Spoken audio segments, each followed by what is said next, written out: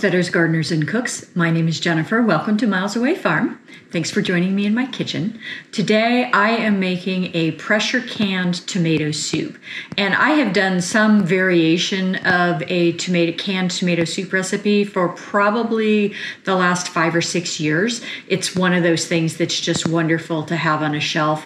And tomato soup is one of my childhood comfort foods. And it's definitely one of my husband's childhood comfort foods. Like one of his favorite things in the world is just grilled cheese sandwiches and tomato soup.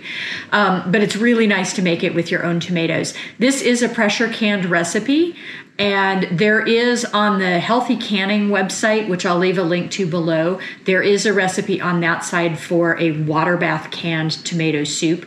The water bath canned tomato soup is pretty much almost just entirely canned tomatoes that are pureed up with some spices, because in order to do a water bath canning recipe, it has to be almost entirely tomatoes in order to have the pH correct. When you do a pressure canning recipe, you have a little bit more leeway in terms of what else is in there. As long as the density of the soup is correct for the time that you have, you're good.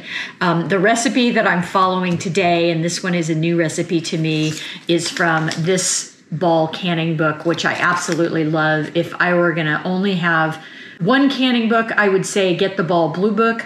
If you're going to have 2 canning books, buy this as your second book. It's really fantastic, and it's got a lot of really fun, creative recipes in it.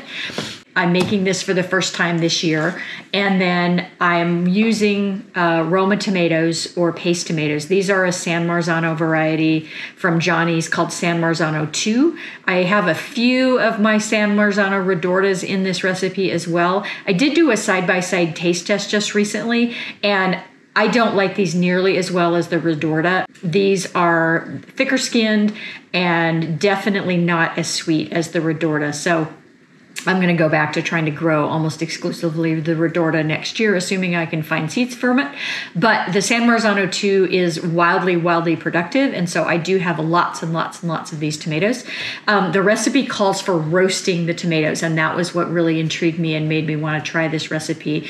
And you'll see that I do that in the video. And then normally you would just pick off the skins once the tomatoes are roasted. And for whatever reason, these particular tomatoes, even though they'd been roasted for 45 minutes, did not have the seeds come off easily. And so you'll see me start with that, and then eventually I just resort to a food mill because I was having a really hard time getting the skins off. That would not normally be the case. I think there's just something exceptional going on with these this year. And what we end up with is 3 quarts of home canned tomato soup. Other ingredients in this include some sauteed onion and some garlic and some white wine that gets cooked down to an almost syrup consistency. And so that's going to give us a little extra boost of acidity. Here's the secret to doing a pressure canned tomato soup. You can play around quite a bit with the flavors that are in there without compromising the safety, as long as you're not dramatically changing the density, so how liquid this is. The liquid density of this is how they come up with the time that the pressure canning recipe calls for. And it has to do with heat penetration. So how long does it take the heat to penetrate to the center of this jar long enough to kill any botulism spores that are in there? And so you don't want to change the density of what you're working with, but you can taste it as you go along. I ended up adding just a splash of balsamic vinegar to this. I added a tiny bit of brown sugar to this, and you can play around with the spices, of course, and the salt level. Oh, and then I added basil leaves to this recipe, which it did not call for. But I've been a member of America's Test Kitchen online forever, and so I looked up their classic tomato soup recipe because, truth be told, it's full of nostalgia, and I really want it to taste like my childhood Campbell's tomato soup.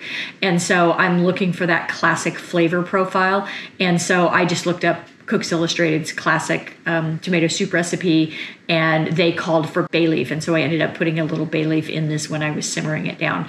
But tomato soup, really excited to have this on my pantry shelves. It's a great staple in the wintertime, or just anytime you're feeling a little bit of a grumbly tummy and you want some comfort food from your childhood. And it's all made with beautiful homegrown ingredients. So let's get started. So as always, I start with washing my tomatoes. Those larger ones you see in there are the Redorta. And then I'm going to cut off any damage that I see on these. Sometimes there's a little bit of splitting, and then I am seeding these, and so I'm cutting them across instead of lengthwise just to be able to squeeze out the seeds, and then topping this with a tablespoon of pickling and canning salt over the total weight of all the tomatoes, and then also a teaspoon of black pepper.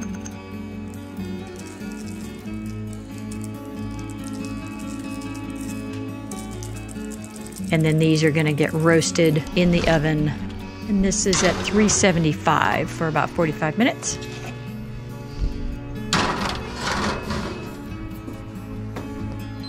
Once those are out, you want to let them cool enough that you can pull off skins. And you'll see that I start by trying to just pull off skins, which normally works quite well. But in this case, they were really, really tedious and it wasn't going very quickly. And so eventually I gave up and switched to a food mill. And this is a good example of why I don't love small Roma tomatoes, because this is a ton of work. If these tomatoes were 3 or 4 times as large, it would take me way less time to peel them.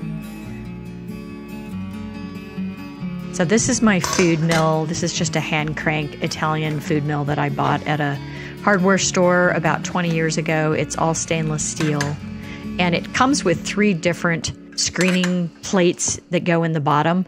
And I probably could have gone with this is the smallest one, and I probably should have put a slightly larger one in there. This did take a little bit of time, but scraping off the bottom every once in a while, you end up with beautiful tomato puree. And then that's going to go into our pot with the rest of our ingredients.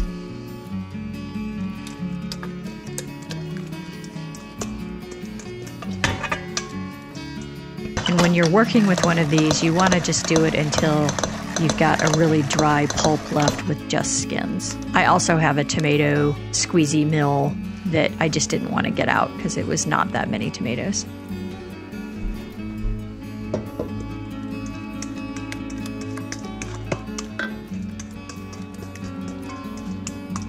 Getting my pressure canner going here, and every pressure canner is different, so be sure to follow the directions that came with your specific pressure canner.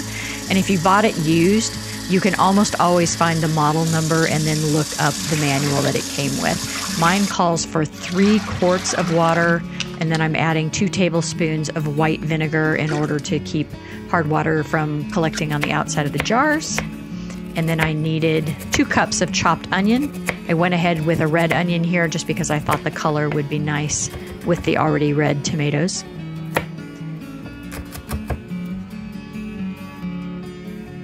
Tablespoon of olive oil, and I'm going to saute those onions, and I really am just sweating these down. I do not want them to get any color on them. I'm adding to that 2 teaspoons of salt, a teaspoon of black pepper, and I'm just cooking those really low and slow for about 10 minutes. And then I'm also going to need some garlic here. These are huge cloves of hardneck garlic. Hardneck and softneck garlic are different things. Hardneck doesn't store as well, but often has a really delightful flavor. So I'm adding that to my onions, and I'm sweating them down very slowly. I need a cup of dry white wine for this, and I keep these little bottles of white wine on hand just for this purpose, for cooking. We don't tend to drink a lot of white wine, and so I don't tend to have a lot of white wine around. And then I need a quart of chicken stock, and so this is a couple of pints, which is the equivalent of a quart, and then of course my canning jars. I'm getting this nicely cooked down, and I forgot to video the part where I'm actually adding the wine, but I cooked the onions for about 10 minutes until they were nice and soft, and then added the wine, took the lid off, and I'm just cooking it down until it's syrupy. And then that gets added into our soup base. And then I did throw some bay leaves in there as well. Adding in the chicken stock. And this is from our own chickens, but any better than bouillon off the shelf would work just fine. Giving that a good stir, and then I'm going to bring this to a simmer. I'm tasting it at this point for seasoning, making sure that it doesn't need more salt. I decided to add just a little bit of red pepper flake because we like a little bit of spice. I'm also adding in a cup of basil leaves, and it called for tightly packed. Mine weren't super tightly packed. I didn't want this to taste like a pesto, and so I went a little bit light. Bring that to a simmer and simmer for about 10 minutes until everything is soft.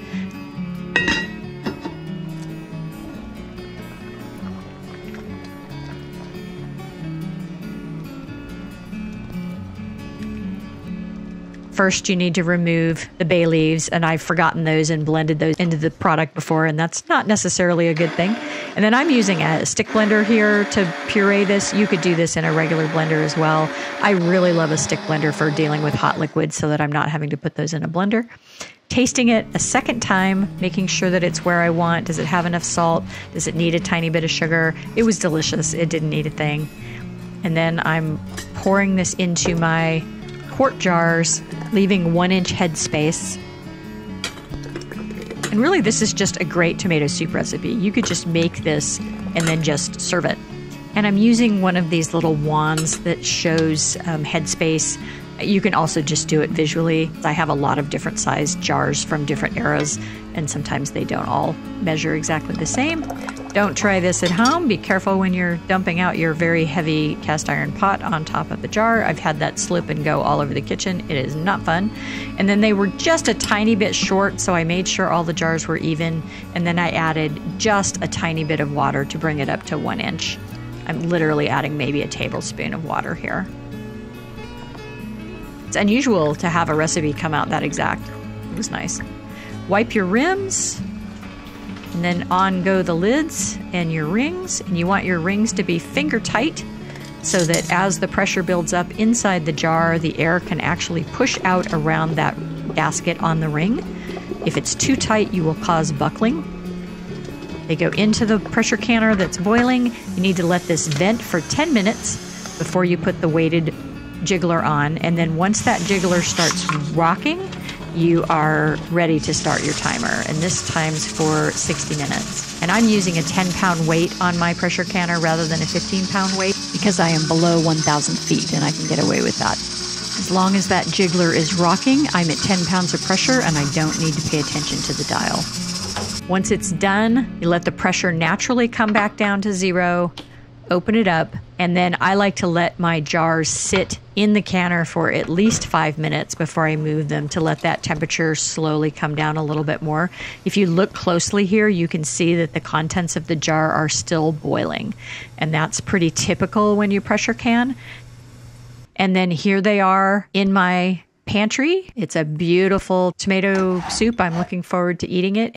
So I have lots of great meals that are ready to eat. Here's a sneak peek at some of the other things. I have sloppy Joe mix. I have chicken stew, which can be made into chicken pot pie. I have green chicken chili. I have a Senate bean soup, and I have a recipe for that on my YouTube channel. A roasted red pepper and chicken soup, and then some canned chicken. Lots of delicious quick meals. Thanks for watching, Tribe. If you like this kind of content, give me a thumbs up, subscribe, leave me a comment, and share. I have new content coming out every week.